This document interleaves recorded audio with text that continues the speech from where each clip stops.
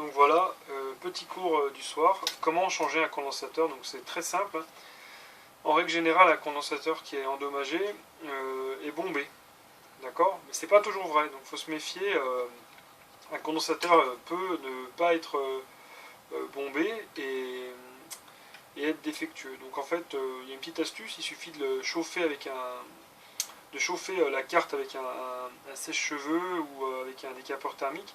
Et si le condensateur n'est pas trop abîmé, hein, ça peut lui permettre de démarrer. Et on peut voir du coup la carte refonctionner pendant un court instant. Ça permet d'isoler une zone. Ensuite, en principe, quand on remplace des condensateurs, même s'il n'y en a qu'un abîmé, on essaye de remplacer par zone. C'est-à-dire que si là je remplaçais celui-là, par sécurité, je changerais toute ma zone.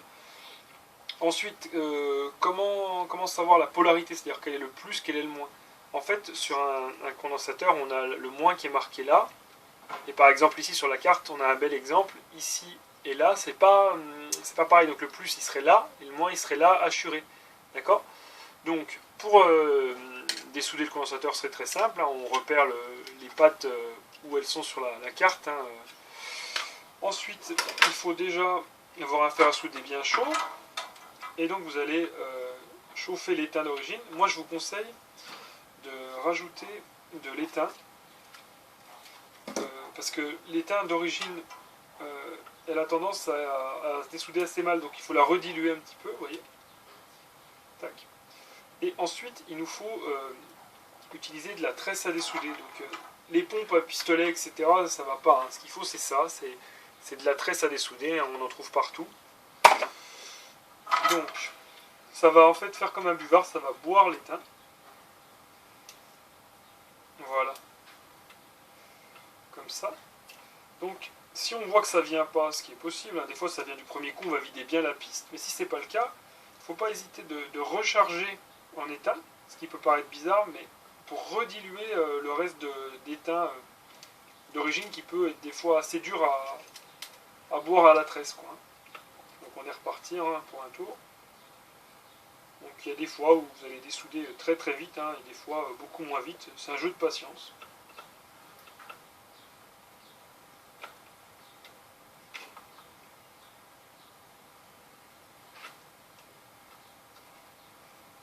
Donc voilà, on procède comme ça pour nettoyer les pistes.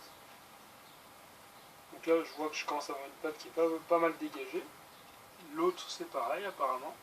Donc bien sûr, on fait attention aux organes périphériques, hein, on ne va pas poser...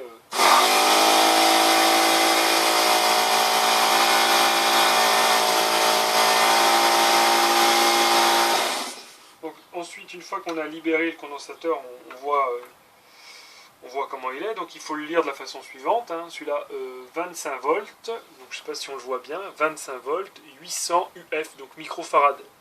820 UF, d'accord? Donc vous pouvez très bien envisager, si vous n'avez pas de 25 volts, de mettre un 35 volts.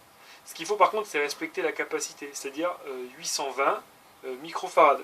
Mais par contre, vous ne pouvez pas mettre à 15 volts 820 microfarad. Donc, en l'occurrence, la piste qu'on a dessoudée est là. Ici, donc on peut envisager de nettoyer un petit peu mieux ces pistes avec la tresse toujours. Il ne faut pas hésiter à bien préparer son travail.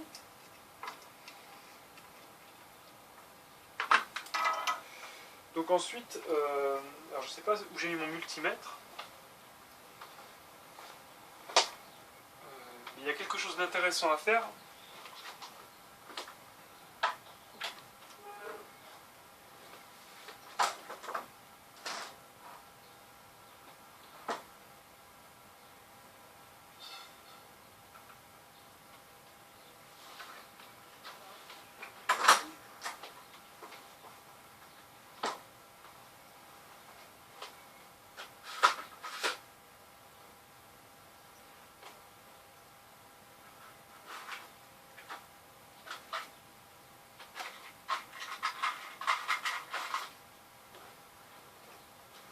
Donc quand on a un bon multimètre, ce qu'on peut faire, il y a un mode capacimètre dedans, et qui permet de mesurer en fait si, le condensateur a bien 820 microfarads.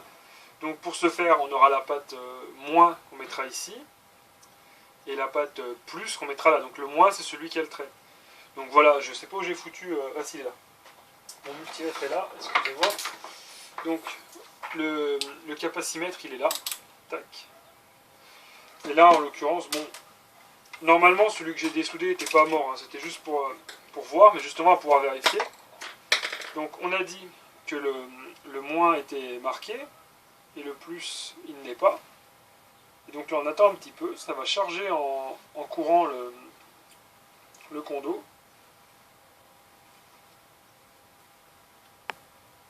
Et on voit que le condensateur là il n'est pas mort, parce qu'il fait 870 microfarads pour 820, donc il est bon. Donc maintenant voilà un condensateur neuf, hein, 25 volts avec 800 microfarads, pareil. Donc le plus c'est la plus grande patte, le moins la moins grande patte.